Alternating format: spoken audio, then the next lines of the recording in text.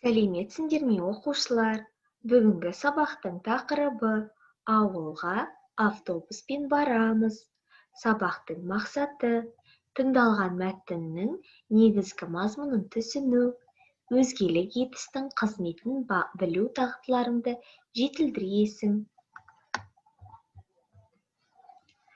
Жаңа тақырыптағы жаңа сөздермен таныс болайық. Жүргінші, зуылдау, тасымал, жол жөнекей, бекер. Жаңа сөздерді сөздікке жазып алыңдар. Оқылым айтылым тапсырмасы. Бірінші тапсырма. Төмендегі мақал-мәтелдерді оқып, мәнін түсіндір. Шөлмен жүрсең де жолмен жүр. Жол көлге, көл елге апарады. Жол білмеген адастырады, жөн білмеген шатастырады. Келесі тапсырма жазылым айтылым тапсырмасы. Екінші тапсырма. Көліктер сөзіне кластер құрып, ойыңды дәлелдеп айт. Бағалау кестесі. Мақал-мәтелдерді оқиды, мағынасын түсінеді, орысша баламасын табады. 1 балл. Көліктер туралы кластер жазады. 1 балл. Кластерде көліктің түрлерін жазады. 1 балл.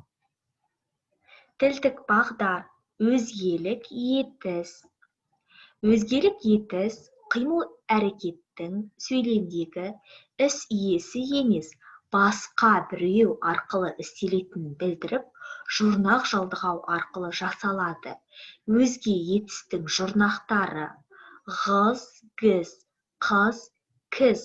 Мысалы, айт, қыз, жаз, ғыз, көр, гіз, бер, гіз. Екінші, дыр, дір, тыр, тір, ыр, ір деген жалғау жұрнақтар. Салдыр, тіктір. Үшінші, т жұрнағы жалғау арқылы жаса, жасат, ағар, ағар, тағы да басқа. Яғни өзгелік етісті сөйлемде іс-әрекетті іске асырушы екі субъект болады. Бірі сол қимылды орындатушы, ал екіншісі қимыл орындаушы. Мысалы, ол баласына өлең айтқызды. Тыңда. Сұраққа жауап жаз. Бірінші сұрақ. Дүние жүзіндегі халықтың саны қанша?